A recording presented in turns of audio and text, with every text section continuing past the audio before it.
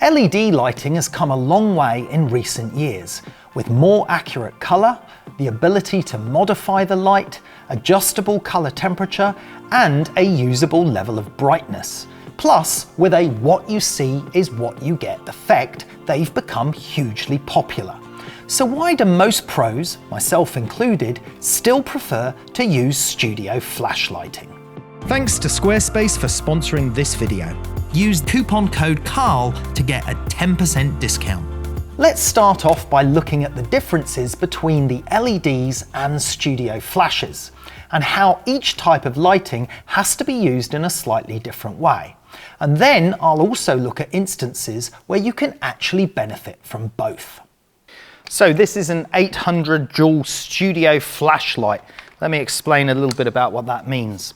So with a studio flashlight, we have a modelling lamp, and the modelling lamp is the lamp that you see that's just come on now. That's not used to actually take the photograph. The thing that takes the photograph is that flash tube there that is going around the modelling lamp. So the modelling lamp is purely for seeing what you're doing, as you can see there, but the bit that actually fires for the photo is the flash tube, which is the bit around the modelling lamp that's firing then, as you can see there. Now, with studio lights, we are able to adjust the power in 1 stop increments or 1/10 of a stop increments. So now this is on maximum power. That's all 800 joules of the studio light being used.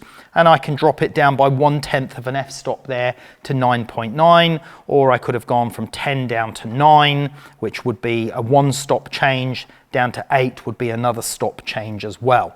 Now, with studio lights, they are triggered when you press the shutter on the camera via a remote trigger such as this. So when you press the shutter button on the camera, that activates the flash at exactly the right moment. And then you can control your modelling light. If you want your modelling light on off, or you want your modelling light on full power, or if you want your modelling light on, on full power now, or if you want your modelling light on proportional power, so that it's dimmer if you want it to be. And then, as usual with studio flashlights, you can adjust them and adapt them with any of the range of modifiers that can be fitted onto them. Now, with LED lighting, it's slightly different. Let me just turn this one off. With this LED light, for example, we have the lamp at the front, which is the continuous LED light. There is no flash. It is just LED only, continuous light. However, we are able to adjust the power. So that's on power 10, but I could drop it right down lower to power 6. So I've got a 4-stop range of power adjustment with the LED light, as you can see here. The other benefit as well is that we can adjust the color temperature. So at the moment we're in daylight color balance, that's 5,500 Kelvin, which is actually the same as a studio flashlight. But with LEDs, we can change that color temperature, and I can make that color look a lot warmer and a lot yellower towards 3,200 or 2,800 Kelvin, almost the same temperature as a candle, the warmth of a candle. So those are some of the advantages, of course, with an LED. Now, let's do some very important comparisons now between the two types of lighting. So I've got the LED in here and an 800 joule studio flash lamp head in there. They are both in identical modifiers. This is a Para 88 parabolic reflector, and that is exactly the same. Now, the interesting things to point out here, my opinion, with LED is the difficulty that maybe models would face when working with this type of lighting, because you need the light on full power, which it is on now, to get any reasonable shutter speed or depth of field for beauty or fashion shots. And that light is quite glary from the model's perspective, having to look into that modifier, which will shrink the pupils down.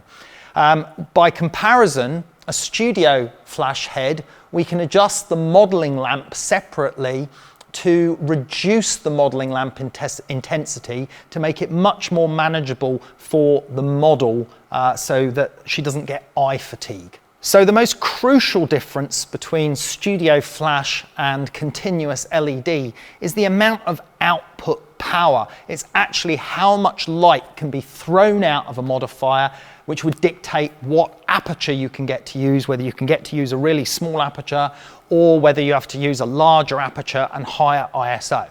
So let's do a direct comparison. For once in my life, I'm going to use a light meter, which I very rarely use, but in this particular instance, it's useful. I'm going to put the Studio Flash on maximum power.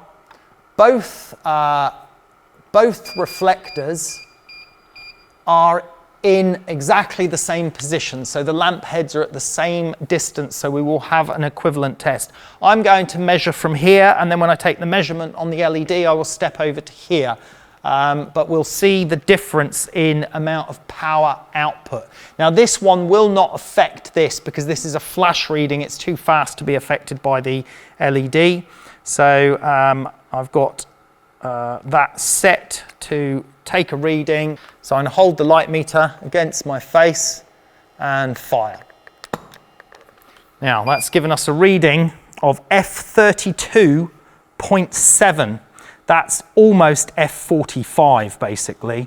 That's a lot of light. That's a hell of a lot of light at 100 ISO. Now let's move over the same distance directly in front of this LED, but we'll need to turn that one off because this is a continuous light and we don't want the modelling light from that to affect the reading. That's great. So we now have switching the light meter into continuous reading, equivalent to using a shutter speed of 120th of a second or 1/25th of a second, which is what you'd really, the minimum that you could get away with using if you were trying to do some sort of fashion or beauty shot. Even that would probably be too slow, but let's use that for the reading. Same again, 100 ISO. We don't need the sync cable now. We're just going to take the reading, measure. We're only getting 1.4 and 8/10. So essentially that's F2. And F2, I believe, is 9 stops less than F45. 1, 2, 3, 4, 5, 6, 7, 8, 9. Yes, so at full power on the LED, at exactly the same distance, we are losing 9 stops of light compared to an 800 joule flash. If we were using a 1600 joule flash, we'd be compared 10 stop difference. So there is a considerable reduction in light intensity in that respect. Now that wouldn't be a problem for product photography because I could get to f45 by changing my shutter speed, and if I change my shutter speed I have to drop it down to 4 seconds exposure. So with a 4-second exposure, I could achieve f45 or f32.8 as it were, to match that. But then obviously we're dealing with working in the dark and dealing with a long exposure and having to be careful with that. In terms of using it on a model shoot where you really are thinking about, moving models and motion, 1/20th of a second is probably going to be too slow. So you're talking instead about having to ramp your ISO up, and to get to the same aperture, you'd be talking about ramping your ISO up to 3200, or alternatively, looking at 6400 if you wanted to get to a 2/50th of a second shutter speed. So there are going to be limitations for this type of lighting. Although it's bright and glary to the model, the actual exposure that it puts out from the photography point of view is a lot less. Whereas with the conventional studio flash heads, we can have the modeling lamp on low, so there isn't the glare for the model, but then we can have the higher power output of the flash to achieve the fast frozen action and greater depth of field because of the extra luminosity achieved. So those are some of the physical properties of both systems. And we often find that it's photographers that are new to studio lighting that tend to lean towards continuous LED. often because they are a little fearful of Studio Flash through not understanding how you adjust the power or what power to use. To them, at first hand, an LED appears to be easier to use because you are going to see what you get. This is unfortunate because Studio Flash lighting also has a continuous light source called a modelling lamp. And that modelling lamp can also show you the effect of the light before you take the pictures. And on many Studio Flash lights, it can be set proportionately so that when you are using 2 or 3 lights at different flash powers, the modelling lamps will adjust to represent the same ratio. Whilst I see LEDs with variable power as being a great way to light, they unfortunately have one major limitation. You need to work with them in a darkened space. This is because the light you are capturing is continuous and your shutter speed needs to be set accordingly, which means that any other continuous lights such as the office lights or daylight through a window will also be recorded and pollute the shot that you've set up. If you aren't able to work in a darkened space, then shooting products or portraits with continuous lights just isn't going to work. The next concern is the ability to freeze motion. In studio photography with Studio Flash, all of the freezing of models jumping or liquids flying is done by utilising the extremely fast flash bursts of light that can be emitted from a Studio Flash. It doesn't rely on or need fast shutter speeds from the camera to do this. To get anywhere near these sort of fast speeds with a camera's shutter would require somewhere between 1/4000th and 1/8000th of a second. And at such shutter speeds, you lose a lot of light. So much light, in fact, that you would need many LEDs to compensate, or you would need to increase your camera's sensor's sensitivity to light by increasing your ISO. But you will incur noise and grain in your images in doing so. However, cameras' ISO capabilities have been improving year on year, and it may be that at some point in the future, cameras can shoot at 64,000 ISO with no noise at all, and then there won't be a problem using fast shutter speeds. But the room you are shooting in would then need to be even better light sealed from ambient light, or the risk of ambient light pollution will be greater. One great advantage though with LEDs is video. Studio Flash can't do video. Of course, if they have bright modelling lamps, then you can just about get away with it. But it's less than ideal because you are also fixed at the modelling lamp's colour temperature of around 3200 Kelvin, which is a very warm colour. And if you need to combine this with daylight, it is going to cause you other problems other than needing correction gels. LEDs, on the other hand, are perfect for adjusting colour temperature to whatever you like. And the flicker-free LEDs mean you can not only use them for video, but you can also film in slow motion too. Some LEDs, such as large flat panels, also aren't really suited to various types of stills work, because the most important thing in good stills work is how you can modify the light. And large panels don't offer a great deal of versatility in that area. Some of the more recent LEDs can, however, attach to a whole range of modifiers, making them much more versatile. Personally, even though I prefer Studio Flash, I think having a couple of LEDs in your arsenal is hugely beneficial, as there are occasions where you need to combine continuous light and flash for creative effects.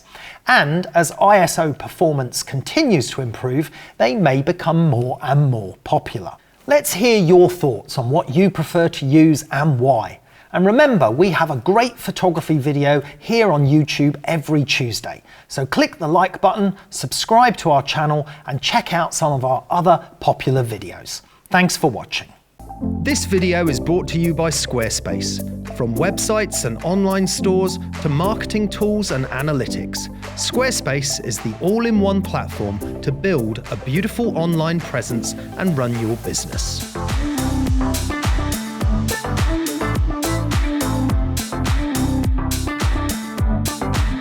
Head to squarespace.com for a free trial And when you're ready to launch, go to squarespace.com/Carl to save 10% off your first purchase of a website or domain.